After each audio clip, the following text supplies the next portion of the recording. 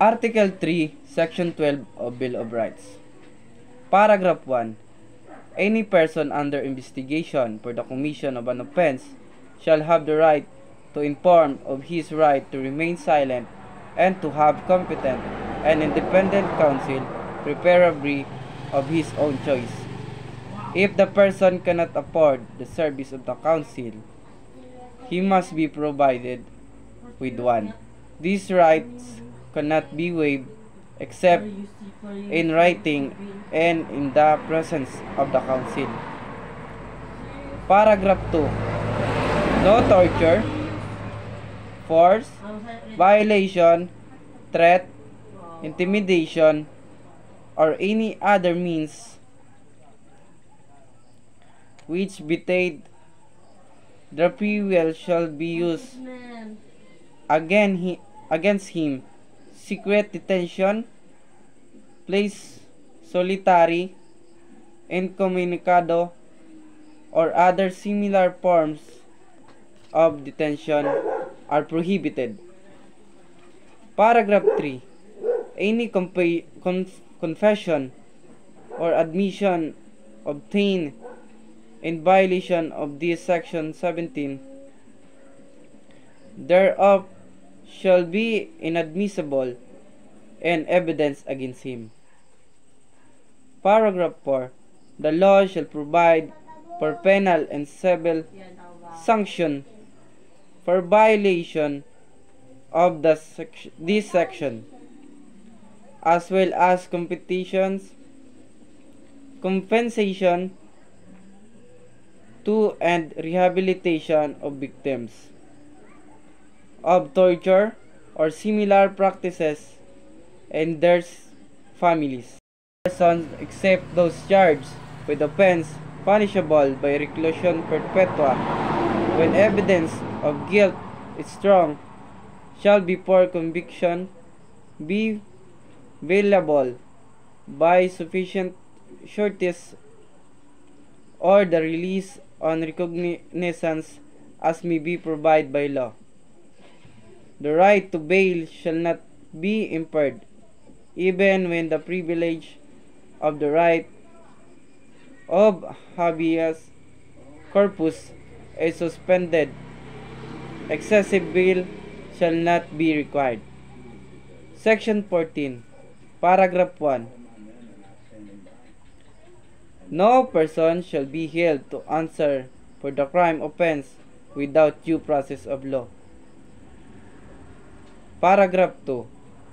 In all criminal prosecution, the accused shall be presumed innocent until the contrary is proved, and shall enjoy the right to be heard by himself and the counsel, to be informed of the nature of cause of the accusation against him, to have a speedy,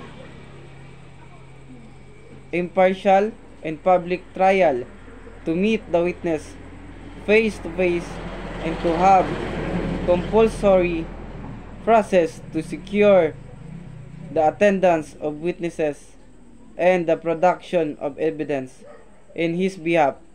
However, after arraignment, trial may proceed notwithstanding the absence of the accused, provided that he has been duly notified in his failure to appear is unjustifiable.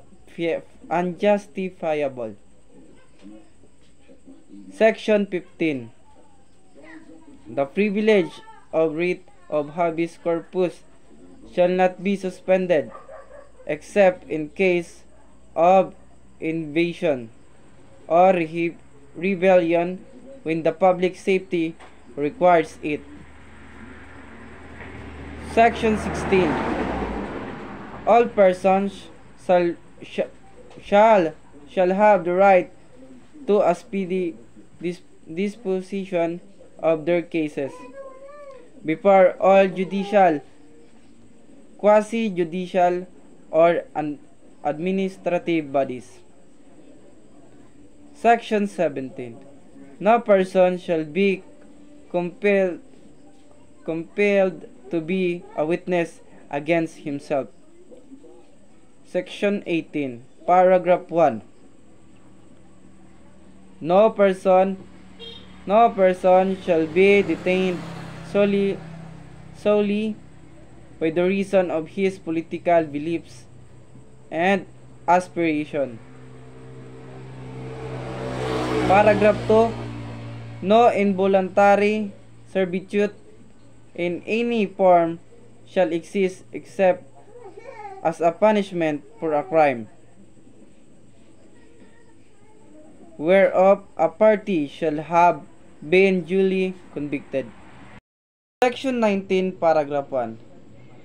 Excessive fine shall not be imposed, nor cruel, degrading, or inhumane punishment inflicted, neither shall death penalty be imposed unless for compelling reasons involving heinous crimes. The Congress hereafter provides for it. Any death penalty already imposed shall be reduced for reclusion perpetua. Paragraph 2.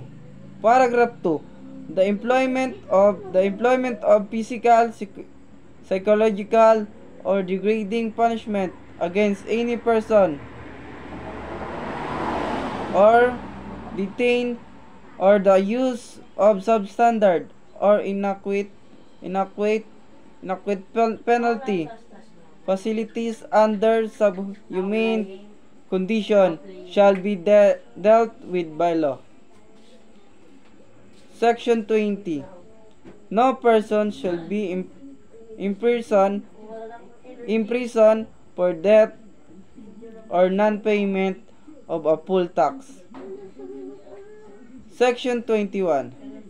No person shall be twice put in jeopardy of punishment for the same offense if an act is punishable by law and an ordinance. Conviction or acquittal under either shall constitute a bar to another prosecution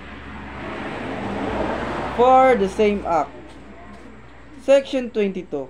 No ex post facto law or bail of attainder shall be enacted.